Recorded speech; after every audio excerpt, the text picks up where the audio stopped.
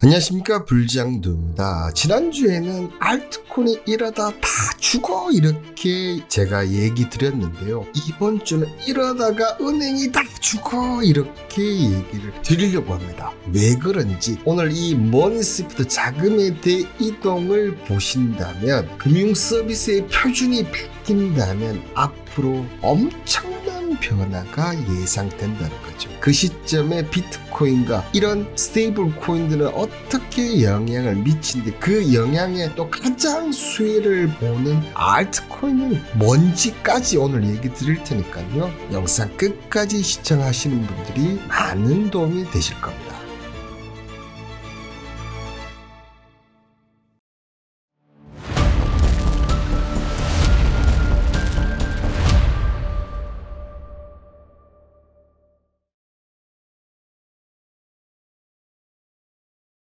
자, 먼저 비트코인 관련해서 또 얘기를 좀 드려야 되지 않겠습니까? 이렇게 된 숄더 패턴이 제가 나온다고 얘기를 드렸었는데, 지금 한 번 더 발생을 하면서, 지난주에 제가 51% 올라간다고 얘기 드렸는데, 지금 51%보다 지금 내려오는 49% 쪽으로 지금 확률이 조금 더 높아지고는 있습니다. 다만 아직까지는 여전히 이런 박스권의 흐름을 보여주고 있다는 부분, 여기서 쉽게 이탈하기도 상승하기도 쉽지가 않다. 다만 비트코인이 가장 크게 영향을 받는 것이 금리 인상이라는 부분이 분명히 있습니다. 그죠? 그런 점을 감안한다면 CPI 발표 이후에 미국이 금리 인상 확률이 얼마만큼 올라가는지에 따라서 이 알트코인이 이 9천만 대를 지지를 해줄 것이냐 아닐 것이냐가 판단이 됩니다. 만약에 지지를 해주면 크게 상관이 없는데, 이탈을 한다면 또 한 번의 시련을 맞을 수밖에 없는데요. 그럼에도 불구하고 제가 만든 이 기법으로 여러분들 수익 많이 보고 계시죠? 자, 오늘 또 보시면 인젝티브 보이십니까? 이렇게 딱 올려놓으니까 여기서부터 여기까지 상승하는 그런 움직임 보여주고 있죠. 블런트 같은 경우도 보시면 여기서 딱 올라가는 흐름이 나오면서 지금 여기서 올라갔다가 지금 여기서 왔다 갔다. 그런데 오늘은 제가 새로운 걸 하나 더 얘기를 드릴까 하는데요. 여기서 이렇게 왔다 갔다 할 때 이걸 지지를 할지 내려갈지 이 부분을 잘 모르겠다. 그리고 1등인 바나코인 같은 경우는 지금 보시면 여기서 계속 여기 밑에 내려오지를 않아. 그런데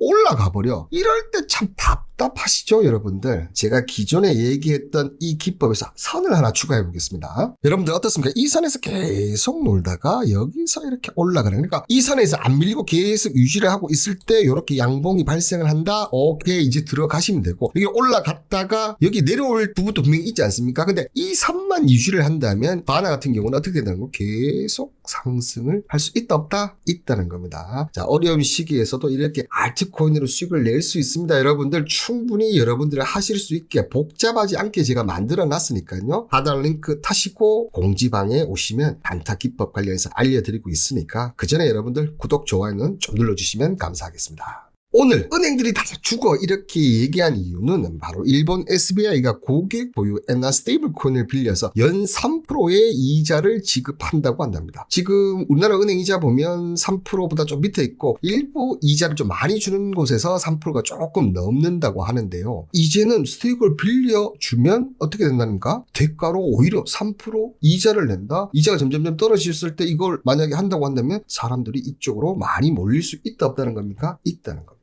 일본이 이 금융그룹인 SBI가 자사 고객이 보유한 엔화 기반 스테이블코인을 빌려주고 연 3% 이자를 지급하기로 한 것은 전통 금융권이 블록체인 기반의 디지털 자산을 실질적인 예금 대출 상품처럼 활용하기 시작했음을 보여주는 정말 중요한 사례인데요. 그럼 이번 내용의 핵심 포인트가 뭔지를 우리는 알아야 된다는 거죠. 그 첫 번째는 바로 디지털 엔화의 실질적인 활용을 시작했다는 겁니다. 이는 엔화 기반의 디지털 자산이 단순한 투기성 자산을 넘어서 은행 예금과 유사한 수익형 자산으로 진화하고 있음을 의미하고 있고요. 이 효과는 고객들이 기존 은행 예금보다 높은 수익률을 기대하고 그 이상 나온다면 이 디지털 자산 생태계 내에서 유동성이 자연스럽게 확보되면서 새로운 금융 서비스를 제공할 기반을 마련하게 된다는 겁니다. 두 번째는 전통 금융권의 블록체인 도입에 가속한데요. 이 SBI 전략은 이미 글로벌 블록체인 금융의 선두주자로 이번 조치를 통해서 전통은행 기존 엔화와 디지털 금융 스테이블코인이겠죠. 사이의 경계를 허물면서 기존 은행 시스템보다 비용을 획기적으로 줄이면서 연 3%라는 이자율은 이러한 운영 효율성에서 나오면서 비용 절감을 고객한테 공유하는 새로운 시스템을 SBI가 만들었다는 겁니다.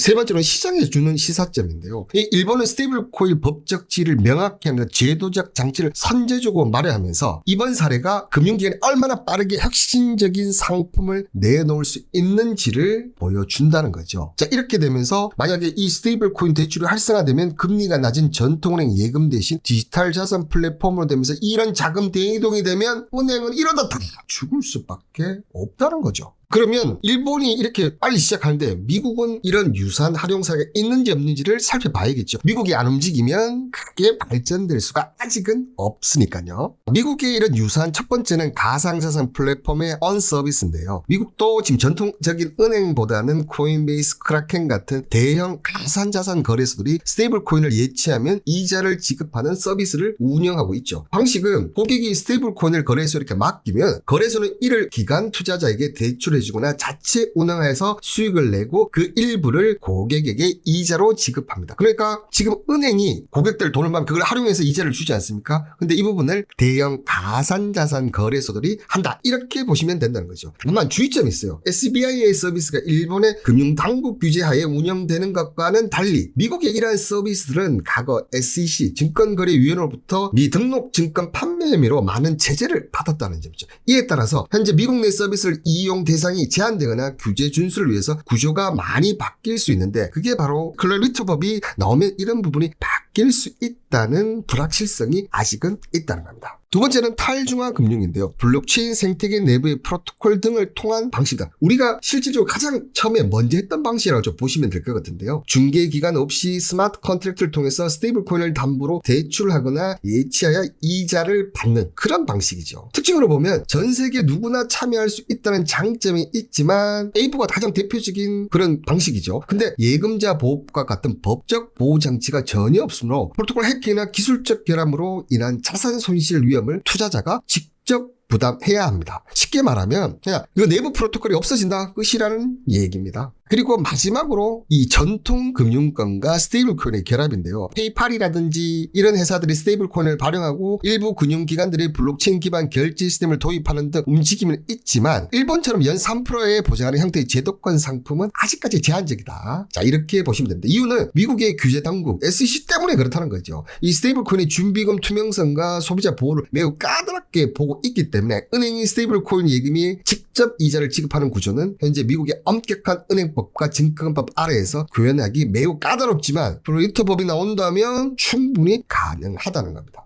그럼 미국과 일본의 차이점은 뭐냐? 미국에도 스테이블 코인 이자 상품은 있지만 일본은 대형 금융그룹이 당국의 승인하에서 안전한 제도권 상품으로 운영하는 성격이 강하고 미국은 아직은 거래소나 플랫폼이 운영하는 사적 서비스이거나 규제 리스크가 큰 환경이라는 점에서 차이가 있다. 일반 기업이 하느냐 국가의 승인 하에 하느냐 이 차이점이라 보시면 된다는 겁니다. 그럼 대한민국은 어떤가를 좀 살펴봐야겠죠. 현재 대한민국 내에서는 일본의 SBI 사례처럼 스테이블 코인을 은행 예금처럼 맡기고 확정적인 이자를 받는 제도권 금융상품은 아직 없습니다. 그 이유는 일본은 정부와 금융당국이 블록체인 생태계를 제도권 금융안에 확실히 편입했지만 한국은 정말 법이 많지 않습니다. 이용자 보호법, 금융시대 안정 등 이런 여러 가지 법들이 있기 때문에 이 스테이블 코인을 단순히 디지털 자산이 아닌 지급 결제 수단으로 정착시키기 위한 제도 기반이 없기 때문에 아직 우리는 이런 것들을 하지 못하고 있는 상황이라는 거죠. 따라서 국내에서도 당분간 스테이블 코인을 활용한 확정금리형 예금 상품보다는 은행이 주도하는 예금 토큰 방식의 혁신이 먼저 나타날 가능성이 무척 저는 높다고 보이십니다. 그럼 이 부분이 기축통화에 미치는 영향은 어떻게 된다는 거죠? 일단 긍정적 요인을 보면 스테이블 코인 활용도가 높아진다. 그러면 그 달러 기반이든 엔화 기반이든 원화 기반이든 이런 활용도가 높아지면서 디지털 경제 내에서도 달러 수요, 원화 수요, 엔화 수요가 강력하게 유지가 되면서 이는 기축통화에서 달러 지위를 디지털형으로 확장한다는 역할, 이 부분은 계속 얘기를 드렸었고요. 다만 부정적인 요인은 만약 민간 발행 스테이블 코인이 은행 예금에 대체하는 수준으로 커지면 중앙은행의 통화 정책 효과가 제한될 수밖에 없으면서 그렇게 되면서 중앙은행들의 디지털 화폐 도입을 빠르게 서두를 확률이 높다는 겁니다. 그러면 비트코인이 미치는 영향은 어떨까요? 자, 먼저 긍정적인 요인은 비트코인 거래의 가장 큰 유동성 공급원이 된다. 자, 예금 상품을 통해서 스테이블코인이 활성화되면 시장에서 더 많은 자금이 머물게 되고 이는 비트코인 듯 가상자산 시장으로 흘러갈 수 있는 대기자금 저수지 같은 역할을 할 수밖에 없다는 거죠. 그런데 부정적인 요인도 분명히 있다는 거죠. 자, 전통금융과 스테이블코인이 강하게 결합되면 특정 스테이블코인이 준비금 문제나 운영사 위기가 발생하면 그 부분이 비트코인 시장으로 직접적인 충격이 올 수 있습니다. 이 부분은 제가 전에 방송에서도 많이 얘기를 했습니다. 와타나베 부인 같은 이 엔화가 갑자기 나온다든지 그부터 시장에 항상 영향을 많이 받았습니다. 그리고 스트레디시 같은 이런 회사들이 직접적으로 매도를 했을 때 시장은 충격을 받을 수밖에 없었다는 거죠. 그렇기 때문에 결론적으로 보면 이러한 방식은 비트코인 시장의 체급을 키우는 동시에 전통 금융의 규제와 시스템 안으로 깊숙하게 들어오게 만드는 양날의 검과 같다는 그런 생각이 저는 하고 있습니다. 자, 하지만 이 자금의 대이동, 전통 은행이 저금리에 만족하지 못하는 자금이 분명 스테이블코인 예치 서비스로 흘러 들어올 때 이 물꼬를 틀 기업들이 가장 먼저 시장을 선점하게 됩니다. 근데 여러분들 아시다시피 일본은 은행 금리가 낮지 않습니까? 그렇다 보니까 가장 선제적으로 저렇게 하는데 우리나라도 은행 금리가 낮아지고 미국도 은행 금리가 낮아지면 거기에 만족 못하는 그런 사람들은 분명 이 자금의 대이동에 참여를 할 수밖에 없다는 겁니다. 결국 금융의 디지털화 과정에서 신뢰와 인프라를 독점하는 기업이 가장 큰 수혜를 보게 됩니다. 지금까지 봤을 때는 앞서 얘기했던 일본의 SBI가 수혜를 받을 수밖에 없지 않습니까? 오늘 그 부분까지 제가 얘기를 드리고 싶은데 그러면 오늘 정말 영상을 한 60분 넘게 찍어야 됩니다. 이제 그렇게 되면 저희 영상을 편집하는 편집자가 저한테 엄청 화를 낼 것 같아요. 자, 그래서 이 SBI 홀딩스와 솔라나의 전략적 제휴와 온체인 금융 전망을 제가 공지방에 이렇게 딱 올려놨습니다. 하단 링크 타시고 공지방에 가셔서 받아가시면 됩니다. 오늘 영상 어떠셨습니까, 여러분들? 오늘 영상 마음에 드셨다면 댓글에 좀 많은 얘기를 나눠주시면 다음 방송 더 열심히 하도록 하겠습니다. 감사합니다.